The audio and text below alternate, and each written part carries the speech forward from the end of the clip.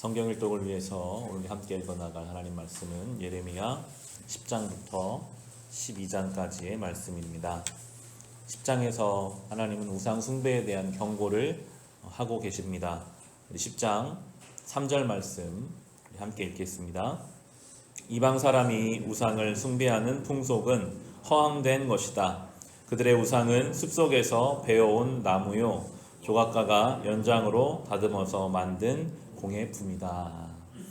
하나님은 우상의 본질을 설명하십니다. 우상이 대단한 것 같으나 그것은 다 사람이 만든 것이고 허황된 것이다 라고 말씀하시며 5절에 이렇게 말씀하시고 같이 읽어보겠습니다. 그것들은 논에 세운 허수아비와 같아서 말을 하지 못한다. 걸어다닐 수도 없으니 늘 누가 메고 다녀야 한다. 그것들은 사람에게 재앙을 내릴 수도 없고 복을 내릴 수가 없으니 너희는 그것들을 두려워하지 말아라. 아멘. 우상은 아무것도 아닌데도 사람을 두려워하게 합니다.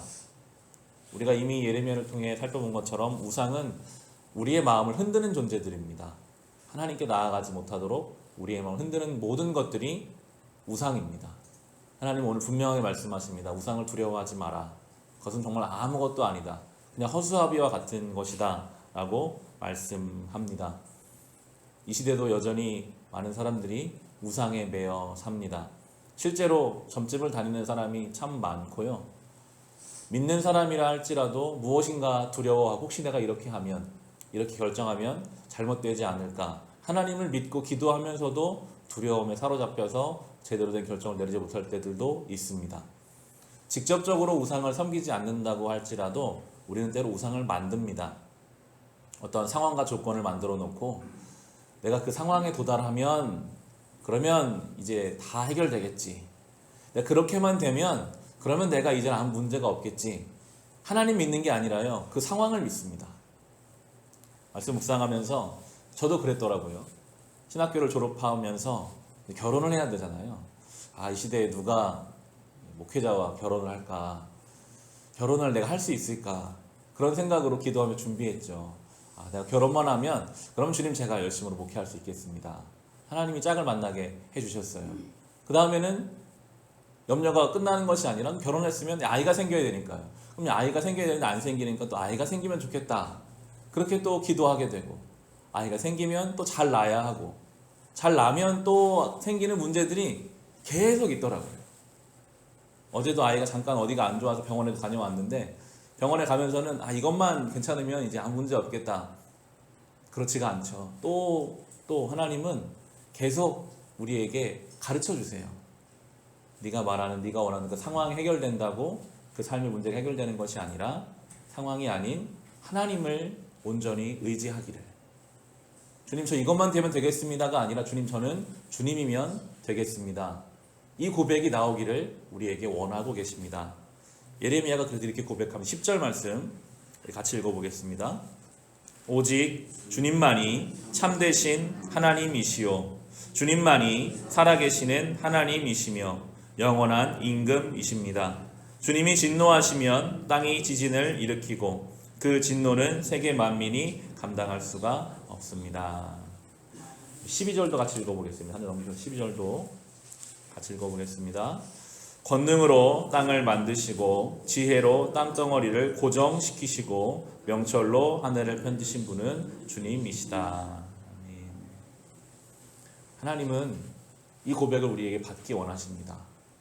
우리가 다른 곳에 마음을 두고 어떤 상황의 마음을 빼앗기지 않고 하나님이 모든 것을 주관하십니다. 내가 하나님만 붙잡으면 어떠한 상황 속에서도 난 흔들리지 않습니다. 그 고백을 받기 원하십니다. 23절에 예레미야가 이렇게 기도합니다. 같이 읽어보겠습니다. 주님, 사람이 자기 운명의 주인이 아니라는 것을 제가 이제 깨달았습니다. 아무도 자기 생명을 조정하지 못한다는 것도 제가 이제 알았습니다. 이 고백을 받기 원하세요. 하나님, 제 인생이 제가 주인인 줄 알았는데 그게 아니라는 것을 깨달았습니다. 이 건강이 내가 유지하는 줄 알았는데 하나님이 주시는 것이고 내 가정이 내 가정인 줄 알았는데 하나님이 이 가정의 주인이십니다. 이 고백을 받기에 하기 위해서 수많은 과정을 만들어 두고 계십니다. 예레미야가 말하잖아요. 제가 이제 깨달았습니다. 바라기는 우리도 이것을 주님 앞에 고백할 수 있기를 간절히 소망합니다. 주님, 제가 이제 깨달았습니다. 근데 우리는요, 또 잊어버릴 거예요. 또 삶의 현장에 들어가면, 그 분주함에 들어가면 다시 하나님이 아닌 내 인생인 줄 알고 염려와 근심하다가 다시 주님 앞에 돌아오는 반복 속에서 우리가 이것을 온전히 붙잡아야 할 것입니다. 이어지는 24절 말씀, 바로 뒷절에 있는 24절 같이 읽어보겠습니다. 주님, 형벌로 주님의 백성을 채찍질하여 주시되 주님의 진노대로 하지 마시고 너그럽게 다스려 주십시오. 우리가 죽을까 두렵습니다. 하나님은 이 이스라엘 역사를 통해서 사랑하는 자들을 때로는 징벌하시는 주님이시라는 것을 우리에게 말씀합니다. 왜냐하면 8절에 보시면, 이어지는 11장의 8절을 보시면 하나님 이렇게 말씀하십니다. 같이 읽겠습니다. 그러나 그들은 듣지도 않고 귀를 기울이지도 않았다. 오히려 그들은 자기들의 악한 마음에서 나오는 고집대로 살았다. 그래서 나는 지키라고 명한 이 모든 언약의 말씀대로 그들에게 벌을 내린 것이다. 그런데도 그들은 지키지 않았다. 악한 마음에서 나오는 고집대로 살아가는 하나님 백성들을 돌이키게 하기 위해서 하나님께서는 때로 그들을 징계하시고 넘어지게 하시고 고통의 때를 보내게 하십니다. 한 장 넘기셔서 12장 7절에 보면 심지어 이렇게까지 말씀하시거든요. 12장 7절 말씀 같이 읽겠습니다. 나는 내 집을 버렸다. 내 소유로 택한 내 백성을 포기하였다. 내가 진정으로 사랑한 백성을 바로 그들의 원수에게 넘겨주었다. 예루살렘 성전이 다 무너집니다. 이방 백성들이, 이방신을 섬기는 자들이 와서 하나님 성전을 무너뜨려요. 하나님이 기쁘셨을까요? 아니죠. 하나님은 슬프셨죠. 바로 표제에 나옵니다. 주님의 슬픔이라고 나오고 있는데, 하나님이 사랑하는 주의 자녀를 징계하실 때 기쁨으로 징계하시지 않는다는 말씀입니다. 하나님도 아픈 마음으로, 그러나 돌이키게 하기 위해서 이스라엘 백성을 징계하시는, 그럼에도 하나님은 궁극적으로는 그들을 회복하기 원하시는 분이심을 우리 이어지는 14절부터 16절이 말씀하시는데요. 같이 읽어보겠습니다. 나 주가 말한다. 내가 내 백성 이스라엘에게 유산으로 준 땅을 침범한 모든 악한 이웃 백성을 두고 말한다. 내가 그 악한 백성들을 그들의 고향 땅에서 쫓아내고 유다 백성을 그들 가운데서 구하여 내겠다. 그러나 내가 그들을 쫓아낸 다음에는 다시 그들을 불쌍히 여겨서 제 땅, 제 고향으로 되돌려 보내겠다. 비록 그들이 내 백성에게 바알의 이름을 부르며 맹세하도록 가르쳤지만 그들이 내 백성의 도를 확실하게 배우고 내 이름을 부르며 주님의 살아계심을 두고 맹세하면 그들도 내 백성 가운데 들게 될 것이다. 아멘. 하나님 이 말씀으로 이스라엘 백성을 다시 돌이키시겠다라고 확실하게 말씀해 주신과 함께 심지어는 그들을 지배했던 이방 백성들까지도 구원의 문을 열어두셨다고 말씀하고 계십니다. 16절에 이렇게 나오죠. 비록 그들이 내 백성에게 바알의 이름을 부르며 맹세하도록 가르쳤지만 그럼에도 그들이 확실하게 주님의 도를 배우고 주님의 이름을 맹세하고 부르면 그들도 내 백성이 될 것이다 라고 말씀하고 계세요. 이게 참 주님의 큰 은혜입니다.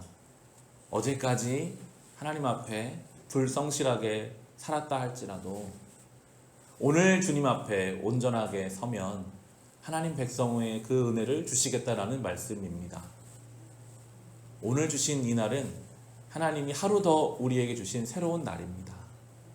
어제까지 그 죄악 가운데 혹시 살았다 할지라도 주님이 데려가셨으면 그 인생 끝나는 인생이겠지만 그럼에도 주님이 오늘 하루를 주신 것은 오늘 다시 이 말씀 앞에 서서 주신 이 하루를 하나님 앞에 성실하게 살아가라는 은혜의 날로 우리는 받아야 하겠습니다. 여전히 우리 안에 하나님 앞에 부끄러운 죄의 모습들도 있죠. 그러나 주님이 오늘 하루를 주셨기 때문에 주님 이제 이전 것은 다 주님의 은혜로 다 지나갔고 내가 오늘을 주님 앞에 온전히 서기 원합니다.